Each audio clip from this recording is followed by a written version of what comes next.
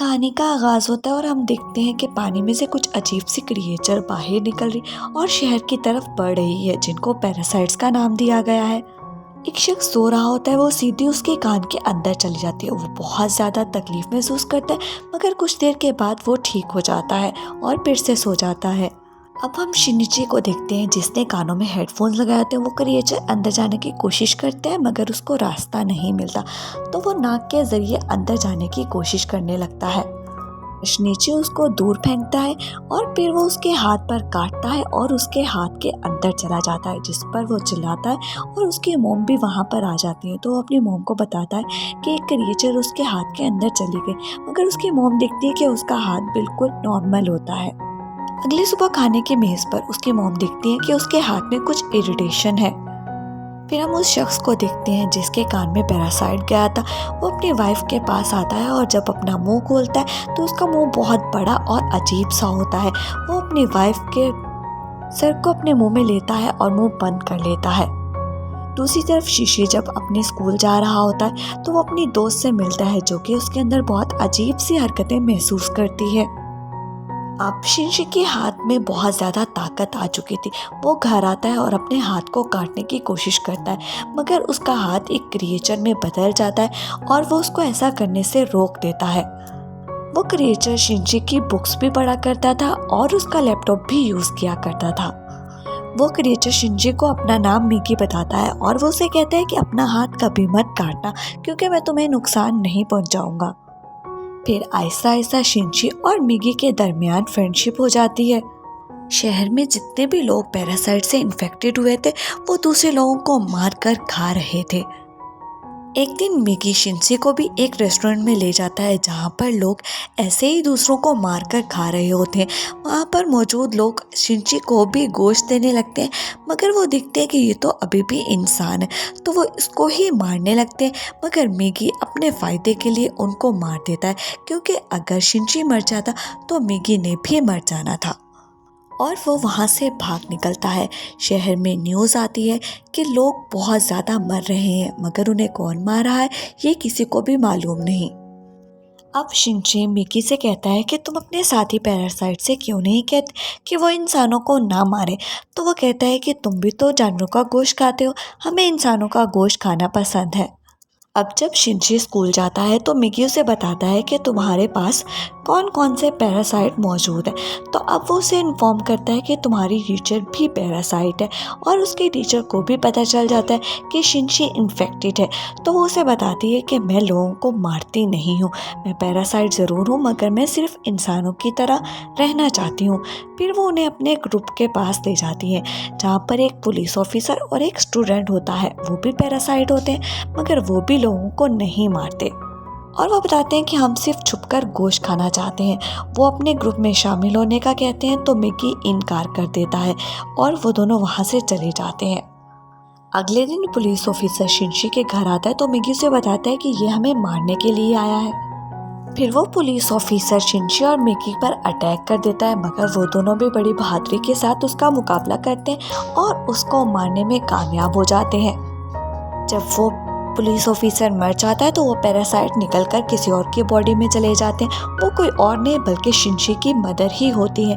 अब मिगी उसे बताता है कि वो उसे मारने के लिए आ रहे, तो शिनशी उसे कहता है कि खबरदार, ये मेरी माँ है, तुमने इन्हें नहीं मारना। क्योंकि अब शिनची की मदर में पैरासाइट आ चुके थे, तो वो शिनची पर अटैक करते हैं और शिनची बहुत ज़्यादा ज़ख्मी हो जाता है। उसका बहुत ज़्यादा ब्लड निकल जाता है और वो बेहोश हो जाता है। जब अगली सुबह उसको होश आता है तो मिगी उसे बताता है कि उसने अपने सेल्स उसको देकर बचाया है। फिर वो अपनी माँ को ढूंढने लगता है, तो वो उसको कहीं भी नहीं मिलती। शिनची अपने टीचर के पास जाता है, उससे पुलिस ऑफिसर के बारे में पूछता है, तो वो उसे कोई भी जवाब नहीं देती। इसके बाद शिनची वो उसी एक स्टूडेंट के पास जाता है जिससे उसके टीचर ने मिलवाया था। अब उस पैरासाइट स्टूडेंट ने शिनची के स्कूल में ही एडमिशन ले लिया था। वो सभी लोगों को मारना चाहता था। सभी को उसकी हकीकत पता चल जाती है, तो वो स्टूडेंट्स को मारने लग जाता है। वो शिनची की फ्रेंड को भी मारने वाला होता है कि शिनची अपनी फ्रेंड को लेकर छलांग लगा देता है। अब टीचर वहाँ पर ब्लास्ट करती है, मगर उसको कुछ भी नहीं होता। फिर पुलिस वहाँ पर आ जाती है, मगर वो पुलिस को भी मारने लग जाता है। मिकी शिंशी को बताता है कि वो छत पर है, तो वो दूसरी बिल्डिंग की छत पर जाता है और तीर के जरिए उसको मार देता है। अब शिंशी उस टीचर से पुलिस ऑफिसर का एड्रेस मांगता है। फिर जब शिंशी वहाँ पर जाता है तो उसकी मदर और वो पैरासाइट दोनों वहाँ पर मौजूद होते हैं।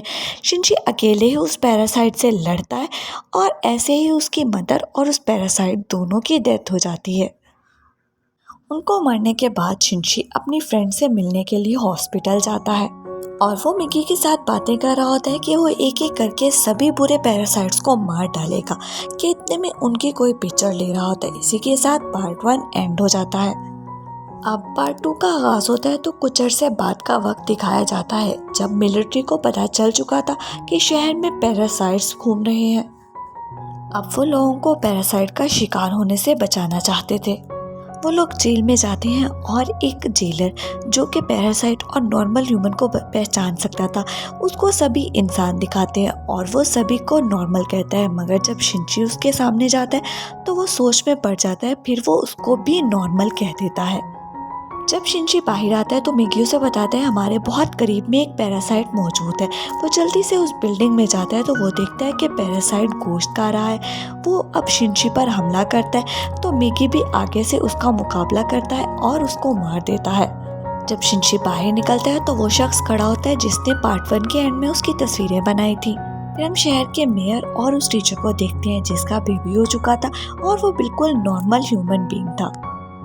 वो मेयर पैरासाइट्स के हक में था और वो इसी वजह से शिंशी को मारना चाहता था, क्योंकि वो पैरासाइट्स को मार रहा था। तो टीचर ऐसा करने से मना करती है, क्योंकि वो कहती है कि अगर वो शिंची को मारेगा तो मिगी भी मर जाएगा। और शिंची पर नजर रखने के लिए वो जासूस भी उसी टीचर ने ही भिजवाया था। एक दिन फिर से जब शिंची आगे बढ़ रहा होता है तो उसे ऐसा लगता है कि कोई उसका पीछा कर रहा है। शिंशी को अब पता चल चुका था कि ये जासूस टीचर ने ही भिजवाया है, तो वो टीचर के पास जाता है और वो उसे कहता है कि ये सब कुछ करना आप बंद क्यों नहीं कर देते। तो टीचर उसे कहती है कि तुम भी तो हमारे साथ ही पैरासाइट्स को मार रहे हो। वो पैरासाइट्स सिर्फ और सिर्फ इंसानों को चेक कर रहे हैं और कुछ अरसे के बाद वो ऐसा करना बंद कर देंगे। शिंशी फिर उस जासूस के पास आता है और उसको बताता है कि ये टीचर एक बहुत बुरी पैरासाइट है जो कि तुम्हें भी नुकसान पहुंचाएंगी, मगर वो उसकी बात नहीं मानता। उस जासूस ने मेयर को टेस्ट करने के लिए वहां पर कुछ स्पीकर रखवा दिए थे। जब मेयर को ये बात पता चलती है तो वो उसको मरवाने के लिए उसके घर पर कुछ पैरासाइट भेजता है, मगर वो घर पर मौजूद नहीं होता तो पैरासाइट उसकी बेटी को ही मार डालते हैं। अब मिगी शिंशी को बताता है कि 5 पैरासाइट उसको मारने के लिए आ रहे हैं। वो एक शख्स को आगे बढ़ता हुआ देखते हैं तो वो जल्दी से उससे लड़ाई करते हैं और उसका सर काट देते हैं, मगर अभी तो सिर्फ एक ही पैरासाइट मरा था, बाकी पैरासाइट्स अभी भी जिंदा थे। दूसरी तरफ वो टीचर मेयर से लड़ती है कि जब मैंने मना किया था कि शिंशी या उस जासूस को मारने के लिए पैरासाइट्स नहीं भिजवाओगे तो तुमने ऐसा क्यों किया। मेयर नोटिस करता है कि माँ बनने के बाद उस टीचर में मदर्स वाली फीलिंग्स आ गई थी, वो इसी वजह से किसी को मरवाना नहीं चाहती थी। तो वो उस टीचर को मरवाने का फैसला करता है और 3 पैरासाइट भिजवाता है। वो उनको एक पार्किंग में ले जाती है और उन तीनों को अकेले ही मार डालती है। जब वो घर पहुंचती है तो वो देखती है कि उसका बेटा वहाँ पर मौजूद नहीं होता। वहाँ पर नोट होता है कि ब्रिज पर आओ। दरअसल वो जासूस अपनी बेटी का बदला लेना चाहता था। अब वो टीचर डरते हुए शिंची को भी अपने साथ ले जाती है। तो शिंची उसे बताती है कि तुम्हें इस बच्चे को मारकर कोई कुछ नहीं मिलेगा, क्योंकि ये एक नॉर्मल ह्यूमन बीइंग है। इतने में मिलिट्री भी वहाँ पर आ जाती है। उन्हें मेयर के बारे में पता चल जाता है कि इसने अपनी बिल्डिंग में बहुत सारे पैरासाइट छुपाए हुए हैं। वो आगे बढ़ते हैं और एक एक करके जो भी इंसान होता है उसको छोड़ देते हैं और पैरासाइट्स को मार देते हैं। दूसरी तरफ मेयर तकरीर करता है और वो कहता है कि हमें पैरासाइट्स को नहीं मारना चाहिए, ये इंसान बहुत गलत कर रहे हैं। तो सभी मिलिट्री के लोग उसको मार देते हैं। फिर सीरियल किलर वहाँ पर आता है और वो उन्हें बताता है कि ये तो इंसान ही था, इसमें पैरासाइट मौजूद नहीं था, ये सिर्फ उनका साथ दे रहा था। इतने में वो शख्स जिसके अंदर 5 पैरासाइट होते हैं वो वहाँ पर आ जाता है। सब उस पर शूट करते हैं मगर उसको कोई असर नहीं होता। वो जासूस बच्चे को नीचे फेंकने ही वाला होता है कि टीचर को मजबूरन पैरासाइट बनना पड़ता है और वो उसको मारकर अपने बच्चे को बचा लेती है। मिलिट्री जब ये देखती है तो वो उसको शूट करने लगती है। वो टीचर जल्दी से अपने बेबी को शिंशी के हवाले करती है और उसकी भी डेथ हो जाती है। फिर मिलिट्री शिनची को इन्वेस्टिगेशन के लिए अपने साथ ले जाती है। अब उनको न्यूज़ मिलती है कि वो शख्स जिसके अंदर 5 पैरासाइट मौजूद हैं उसने मिलिट्री के बहुत सारे लोगों को मार दिया है। तो जल्दी से शिनची वहीं पर चला जाता है। अचानक से वो शख्स शिनची की गाड़ी पर हमला कर देता है और उसमें आग लग जाती है। वो जल्दी से जंगल में जाता है। फिर वो मिगी से कहता है कि तुम मेरी बॉडी से अलग हो जाओ वरना उसको पता चल जाएगा। इतने में वो शख्स वहाँ पर भी आ जाता है। अब मैगी को मजबूरन अपने दोस्त की खातिर कुर्बानी देनी पड़ती है और वो शिनची की बॉडी से खुद को अलग करता है, मगर वो शख्स मैगी को ही मार डालता है। शिनची वहाँ से भागकर अपनी फ्रेंड के घर पर आ जाता है, मगर अभी वो बहुत ज़्यादा उदास होता है। जब एक दिन शिनची सो रहा होता है तो वो देखता है कि उसकी बॉडी में से दोबारा से मैगी ग्रो होने लगा था, क्योंकि उसकी बॉडी में भी सेल मौजूद थे। अब वो जल्दी से अपनी फ्रेंड को गुड बाय कहता है और वहाँ से बाहर निकलता है, मगर वो शख्स जिसमें 5 पैरासाइट मौजूद थे वो वहीं पर होता है और वो शिनची पर फिर से अटैक करता है। अब वो शिनची को मारने ही वाला होता है कि मिगी फौरन से उसकी बॉडी में ग्रो कर जाता है और वो उसका मुकाबला करता है। शिनची ने एक रॉड उस शख्स की बॉडी में इंजेक्ट कर दिया था, जिसकी वजह से उसमें बहुत सारे केमिकल्स होते हैं और कुछ ही देर में वो सभी केमिकल्स वहाँ पर नहीं रहना चाहते थे। इसी वजह से वो शख्स बहुत ज़्यादा तकलीफ में होता है। अब मिगी उसे बताता है कि सभी पैरासाइट उसकी बॉडी को छोड़कर जा रहे हैं और सिर्फ उसकी बॉडी ही बची है। तो शिनची उसकी बॉडी को उठाता है और नीचे आग में फेंक देता है। अब कुछ अरसे बाद का सीन दिखाया जाता है जिसमें मिगी शिनची से कहता है कि अब सब पैरासाइट्स इस दुनिया से ख़त्म हो चुके हैं, तो मुझे भी तुम्हारी बॉडी से अलग हो जाना चाहिए। अगर शिनची इनकार कर देता है तो मिगी खुद ही अपने आप को मार देता है और शिनची का हाथ फिर से उस फॉर्म में आ जाता है। अगली सुबह शिनची अपनी फ्रेंड के साथ उस टीचर के बेबी को मिलने जाते हैं। तो जब वो वहाँ से निकल रहे होते हैं वो सीरियल किलर फिर से वहाँ पर आ जाता है और वो शिनची की फ्रेंड को पकड़कर मारने लगता है।